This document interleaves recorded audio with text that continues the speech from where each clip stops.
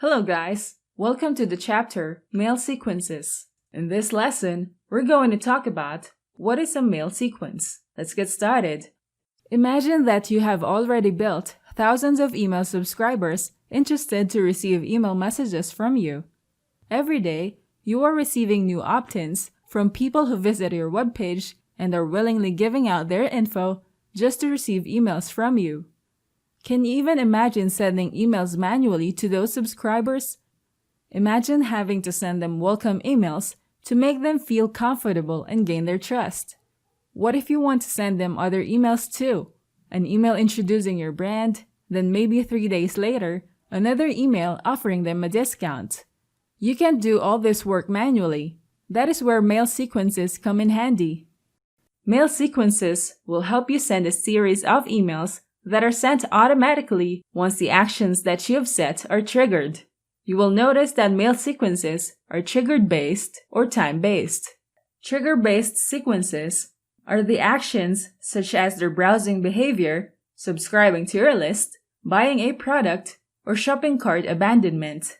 Time-based sequences are sequences that are sent out to your subscribers after they opt in, after 1 year since they subscribe, or 30 days after they purchase a product. Mail sequences can be set up only once. After you've set the triggers, at a certain period of time, the emails that you have crafted will be sent out to these subscribers without you having to be online to send them the emails. Now let's talk about the different types of email sequences that are sent out to subscribers. First is the welcome email. New subscribers who submitted their emails using your opt-in forms must be welcomed to create a good connection with them. This is the time to send emails to make people welcome and make a brief introduction about your brand. They can be aware of your products and you can tell them what to expect from the emails they will receive from you soon. You don't sell to your subscribers with welcome emails right away. Be patient and the timing should be right. Giving them a command to buy right away will probably lose your subscribers' interest. It's better to create several emails as part of your welcome series. This will help build your new subscribers' trust before you send out the sales pitch in your content.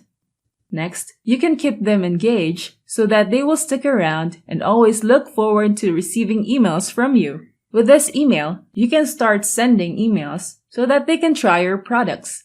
So make sure to create this email to mention the benefits of the products over the features of your products.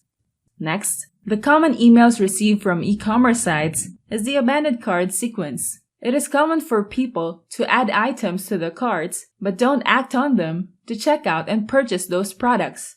This email sequence is the opportunity to remind people to take action and purchase the items they are interested in. Some brands even offer discounts so that people are enticed to continue the checkout. Discounts are a big help in making people purchase something.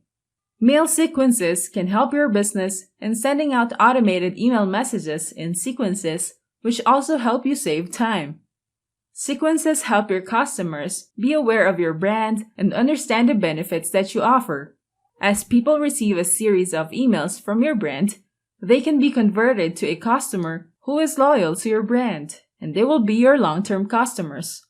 Now that you know what is a mail sequence, we can now proceed to the next topic, how to create an effective mail sequence. I'll see you there.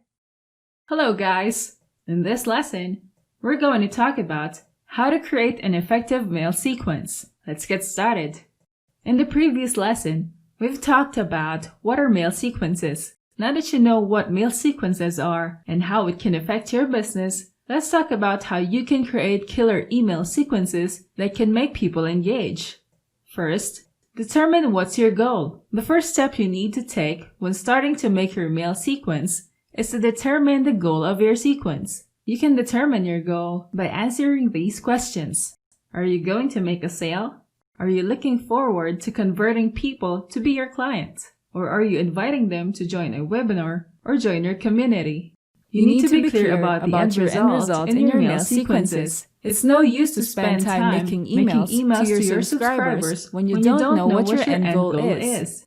it will be unclear to your subscribers what they can get from every email that you send them. You want to make sure that your subscribers don't lose interest in reading your email and unsubscribe from you.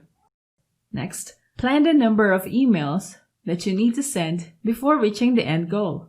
Each email must be tailored to convince your subscribers to take action when they reach the email with the end goal, making them take action. So make sure to craft your emails that will allow your subscribers to feel excited to know more about what they can get out of your end results in your mail sequences. You must introduce them little by little with what you expect them to do at the end of your mail sequence. Next, craft your mail. You can write about what your subscribers' pain points are. Also, you can talk about the failures and success stories of similar people they can relate to, so it can inspire and educate them about the solutions your products provide. Your welcome email must contain what your brand is and why your brand is the best option they must choose and trust with regards to your niche. It is important for you to mention this in your mails. Also, you want them to be intrigued by each email that you send them. That way, they will read your emails every time they see it in their inboxes. Then before you end your mail, you must close it with an intriguing question and a solution to what they can expect in your next mail.